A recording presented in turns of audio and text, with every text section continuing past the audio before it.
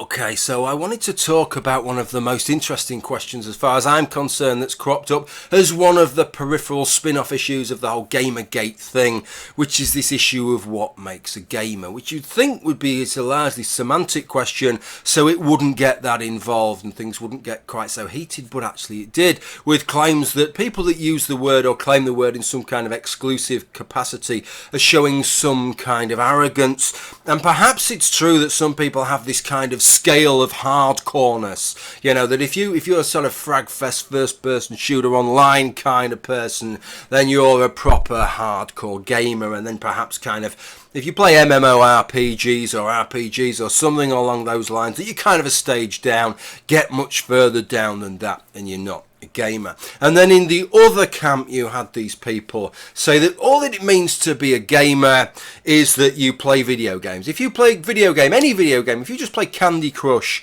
on your phone on the way to work, that makes you a gamer. And certainly if you look at the word gamer, that would seem to make sense, but it's kind of like naive literalism that people adopt that kind of definition, because words don't necessarily mean what they literally mean if you just look at the structure of the word. For example, if I said to you that in my hometown of Louth that there's a group of bikers in the town centre, you wouldn't think, well, all Jim's referring to is a group of people on motorcycles. No, it conjures up specific images, because when we talk about people as bikers, we mean a specific thing. We don't just mean somebody who goes to and from work on a motorcycle. We mean specific things. And what I contend is if we look at the kind of things that means, it might give us some idea of where we're going with this idea of the gamer, because I think the two things are quite largely analogous. But what this all brought me back to was thinking about when I was younger. And a few years ago, maybe about 10 years ago, something like that, my niece used to come and stay with my mother and father. And when I went round to see my mother and father, my niece would be there, and she'd always be playing the fucking Sims, right? When she was at home, she'd be playing the Sims. She'd go to my mother and father, she'd be playing the fucking Sims. But when I spoke to my niece about this, right, all she ever fucking knew about was The Sims. If you asked her about any other game, I used to play a lot of World of Warcraft. If I asked her about that, she'd just look at me blankly. If I talked about a new game that was coming out, she'd look at me fucking blankly. Whether it was on any of the consoles, whether it was on the PC, it didn't matter. Her whole world just revolved around The Sims. So she played a game, but she had no enthusiasm for games other than that one specific game that she played. And I think that defined how I felt differently about my niece and why I didn't regard her as a gamer. And I think it encapsulates how we use the term gamer, which is not somebody who plays this specific type of game or that specific kind of game as a view to deriding people who play lesser games, right? You can play Nintendogs and be a fucking gamer.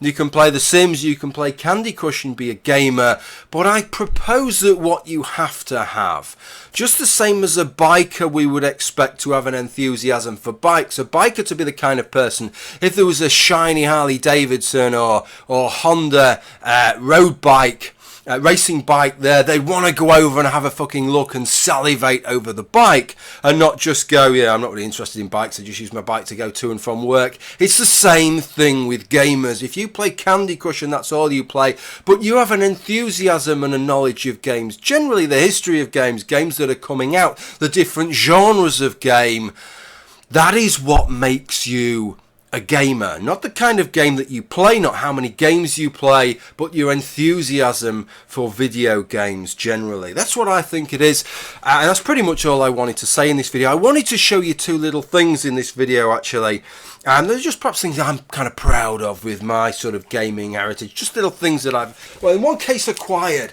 If you've ever played Final Fantasy VIII, you'll remember a game called Triple Triad, a mini game, a card game, and in some ways the most interesting, I think the best mini game I've played within a video game. And I bought this, I collected these a number of years back. These are a Bandai Card Masters series of cards, and as part of it you get a proper set, look, of the full set, actual physical in the real world meat space edition It cost me quite a sum of money actually to collect these, but I think they're still worth a sum of money.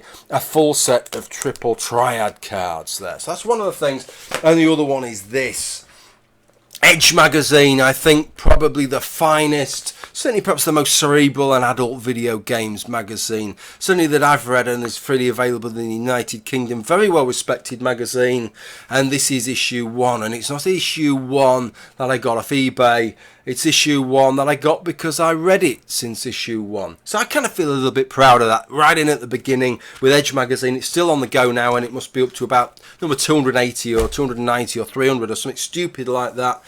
So those are the two things. That's pretty much all that I wanted to do in this video. Interested to know if anybody agrees with me with that definition on gaming. It's not what games you play, it's your enthusiasm for the genre of video games. Cheers and thank you for watching.